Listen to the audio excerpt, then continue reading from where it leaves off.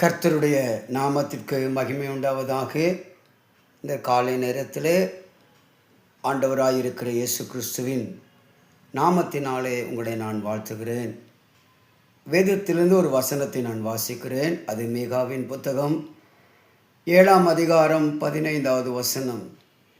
நீ எகிப்து தேசத்தில் இருந்து புறப்பட்ட நாளில் நடந்ததைப் போலவே உன்னை அதிசயங்களை காண பண்ணுவேன் என்பதாக. எனக்கு அன்பானவர்களே, நாம் வாழ்கிற இந்த வாழ்க்கையிலே அநேகர் நமக்கு உதவி செய்ய முன் வரலாம், நம்மை ஆறுதல் படுத்தலாம், நம்மை அன்பாக விசாரித்து நடத்தலாம், நமக்கு தைரியத்தை கொடுக்கலாம். ஆனால் நாம் எதிர்பார்க்கும் அற்புதத்தை செய்ய ஒருவராலும் முடியாது. அது நாம் ஆராதிக்கிற ஜீவனுள்ள தேவனால் மட்டுமே முடியும். ஏனென்றால் அவரே நமது பரிகாரியான கர்த்தராக இருக்கிறார். நமது வியாதியாக இருக்கலாம், கடன் பாரமாக இருக்கலாம், குடும்ப சூழ்நிலையாக இருக்கலாம். கர்த்தரை தவிர நமக்கு உதவி செய்யவோ, அற்புதங்களை செய்யவோ, ஆறுதல் படுத்தவோ ஒருவராலும் முடியாது. ஆகவே தான் கர்த்தர் இன்றைக்கு நம்மை பார்த்து சொல்கிறார், உன்னை அதிசயங்களை காண பண்ணுவேன் என்பதாக. எனக்கு அன்பான தெய்வ ஜனமே, ஆண்டவர் நிச்சயமாக அற்புதம் செய்வார். யோசுவாவின் புத்தகம் 3ஆம் அதிகாரம் 5 படி கூறியுள்ள வார்த்தையின்படி நம்மை பரிசுத்தமாக்கி கொள்ளும்போது கர்த்தர் நம் நடுவிலே இன்று அற்புதம் செய்வார்.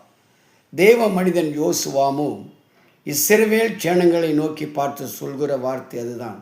கர்த்தர் நமக்காக நிச்சயமாக அற்புதம் செய்வார், ஆனால் நம்மை பரிசுத்தமாக்கி கொள்ள வேண்டும் என்று சொல்லி.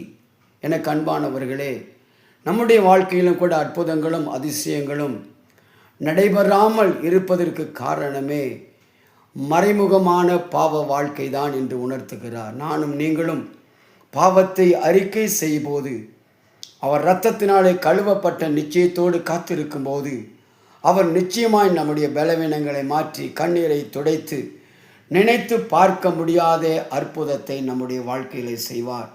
சங்கீதங்களின் புத்தகம் 62ஆம் அதிகாரம் 5 வாசித்து பாருங்கள். நான் நம்புகிறது அவராலே வரும் என்பதாக. நாம் விசுவாசிப்போம், ஆண்டவர் நிச்சயமாய் நம்முடைய பாவங்களை மன்னிப்பார், நமக்கு ஒரு அற்புதம் செய்வார் என்று சொல்லி விசுவாசத்தோடு அவரை நோக்கி பார்க்கிற பொழுது, அவரை ஆராதிக்கிற பொழுது ஆண்டவர் நிச்சயமாய் நமக்கு அற்புதம் செய்வார். நாம் ஆராதிக்கலாமா? எங்களை அதிசயமாய் நடத்துகிறவரே, உம்மை நாங்கள் துதிக்கிறோம் சுவாமி. எங்கள் தலையை உயர்த்துகிறவரே, உம்மை நாங்கள் ஆராதிக்கிறோம் ராஜா, ஆராதிக்கிறோம். என் மேன்மையை பெருக பண்ணி எங்களை தேற்றுகிறவரே, உமக்கு ஸ்தோத்திரம், ஸ்தோத்திரம், ஸ்தோத்திரம். நீரே காரியத்தை வாய்க்க பண்ணுகிறவரே, உமக்கு ஸ்தோத்திரம். எல்லாவற்றையும் நேர்த்தியாக செய்கிறவரே, உம்மை நாங்கள் துதிக்கிறோம். அல்லேலூயா.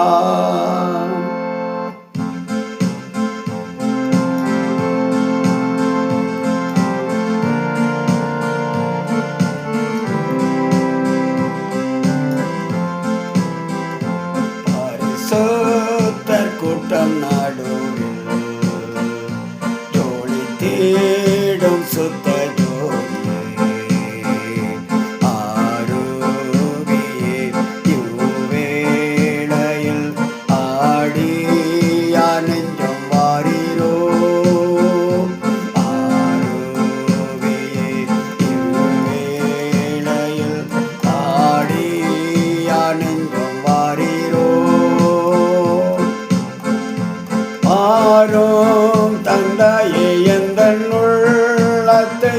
யாரும் காணாவுள் அலங்கோலத்தை ஆரும் தந்தையே எந்தன் உள்ள, யாரும் காணாவுள் அலங்கோலத்தை மனம் நொந்து மருளுகிறேன். தேவாயிரக்கம் கெஞ்சுகிறேன், மனம் நொந்து மருளுகிறேன். இரக்கம் கெஞ்சுகிறேன், பரிசுத்தர் கூட்டம் நடுவில்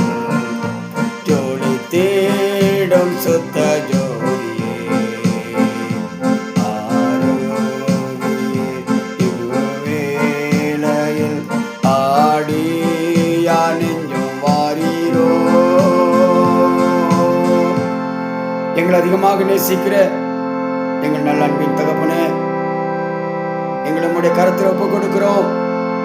எங்களை பரிசுத்தமாக்கி, எங்களை தூய்மையாக்கி, எங்களை ஆசீர்வதிக்கும்படி இந்த காலை வேளையிலே குடும்பமாக எங்களை அர்ப்பணிக்கிறோம்.